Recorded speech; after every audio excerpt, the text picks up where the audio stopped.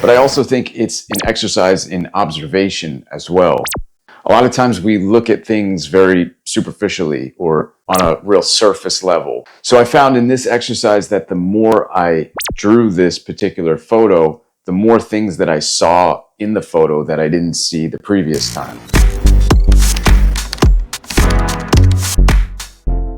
Hey, what's up?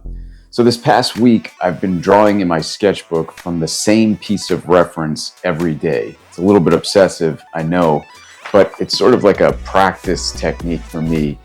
I talked in a recent video about identifying mistakes as you're making them and sort of seeing what is off in the drawing while you're working on it in real time. I've been noticing those things more and more as I work, therefore I erase a lot more, and sometimes I just start over completely if I feel like a drawing is just too far gone and it's more efficient for me to just start over. So a lot of times when I'm working on something, I will just scrap it even if I've put in hours already into the piece. But then sometimes what winds up happening is that second or third attempt, I sort of nail it in like half or a quarter of the amount of time that I put into that original struggled version. And so sometimes in my sketchbook, I like to sort of mimic this process on purpose by just using repetition to my benefit. My sketchbook, I've said this many times, but this is really a place for me to stretch, warm up.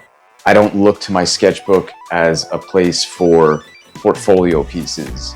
I remind myself often that I don't have to show this stuff to anybody unless I want to. It's like going to the gym, working out and doing exercises. And one of the exercises that I did this week was something that was based very much around repetition. Drawing something over and over again and seeing if you get better with each iteration. So I found this pose, this picture on Pinterest. That's where I find a lot of the reference material that I do my Stay Warm warm-up drawings from.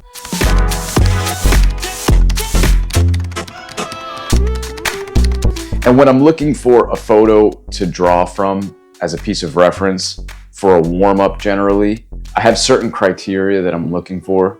Most of the time it's figure drawing. So I'm looking for a person, a figure, ideally full body, although this one was cropped, a dynamic pose, an interesting pose, a clear and interesting sense of lighting. And I also like drapery. I like when the folds and the clothes create interesting shapes. So those are some of the things that I'm sort of drawn to in an image, and it's the things that I kind of get excited to draw. When I was in art school, there was an instructor there that taught a class that I was never able to get into, but I heard about it and I always found it interesting and remembered it. Apparently, and I don't know if I'm remembering this correctly, but apparently the whole class for the entire semester was to work on the same drawing. So I think they were drawing from the same model pose. I don't know how it exactly went, but the thesis of the class was repetition, just working on one piece for an entire semester. And I always thought that there was something really interesting about that idea.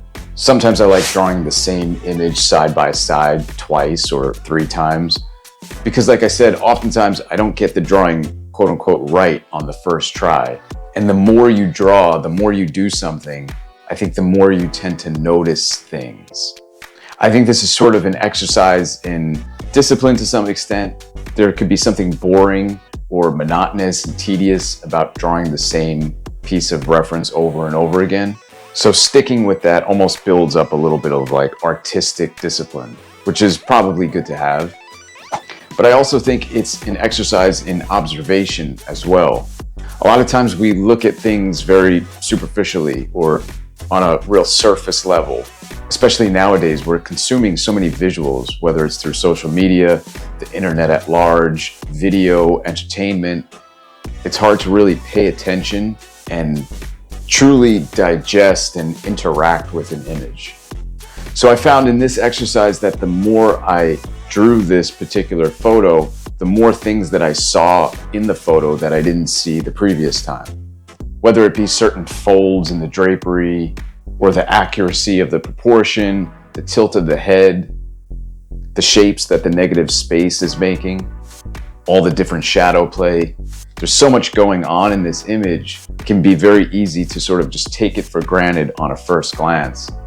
And I don't think that that's unique to this particular photograph. I think if you were to give anything the honor of observing it in a meaningful way, you'll notice that there's way more than meets the eye. And as artists, I think in addition to our drawing skills and painting skills, one of the things that we really need to hone in on and cultivate are our observational skills. So if nothing else, this exercise really is an exercise in that, sharpening your observational skills. I used to have this really great Norman Rockwell book. I don't know where it went. I hope I didn't lose it, but I feel like I might have. Anyway, in the book, it was a lot of like process stuff, and he would show his process from sketch and all the way to finish. And one of the things that really struck me about his process was that he would do these penciled renderings before he painted the piece.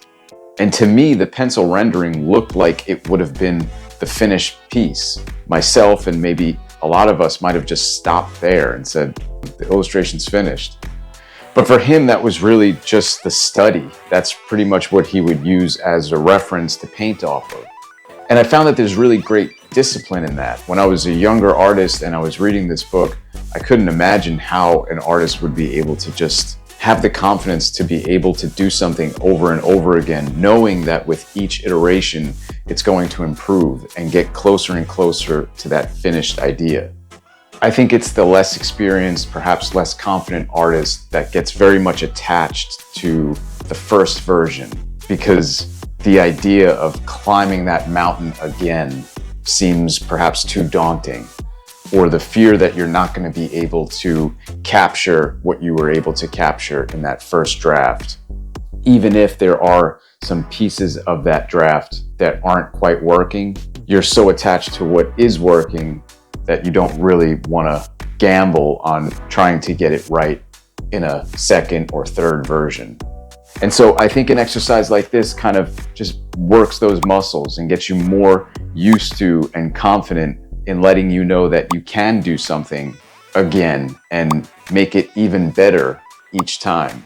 So with this particular exercise, I use this opportunity to use the same piece of reference and interpret it slightly differently, using different supplies and different approaches, sometimes thinking in strict black and white, sometimes thinking in value and tone, sometimes thinking in color. And I've mentioned this before, but for me, color is really a challenge. So to push myself in that regard during this exercise, I think ultimately was really beneficial for me. Because at one point I just sort of honed in on a close-up of her, just to get the tilt of her face right. I felt like I wasn't really capturing it accurately in the previous versions.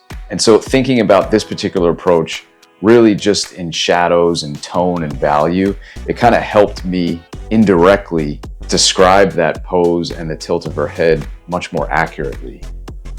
And then from there, I kind of used that as a reference in and of itself to build up her figure once again, right next to it. And I did notice that with those last several attempts at drawing this photograph, it was getting stronger and stronger. And because I did the drawings in order, page after page after page, it's kind of cool to flip through each page and see a different iteration of the same pose. I think that's also a really great benefit of having a sketchbook, where perhaps sometimes you can look at your own progress from beginning to end of the sketchbook itself. Depending on how long a sketchbook lasts you, you can really see yourself evolve as an artist throughout that book.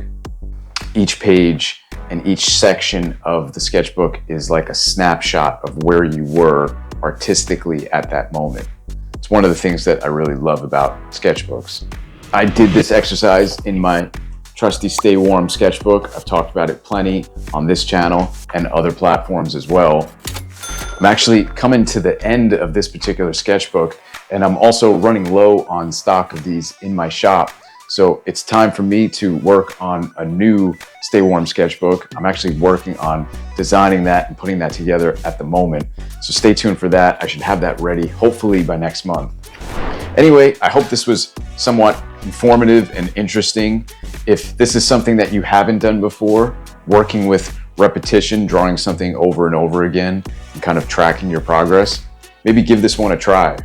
I found this particular photo on Pinterest. I'll try to remember to put the link in the description of the photo if you wanted to work on this particular photo, but you could find any photo. You could even do a study of some other artist's work. I think the source material is less important than the idea behind it, which is developing your observational skills, strengthening your resolve, and making drawing something over and over again not seem so daunting and crazy. And hopefully that mentality and that idea can give you the confidence to apply that when you're working on your own finished pieces.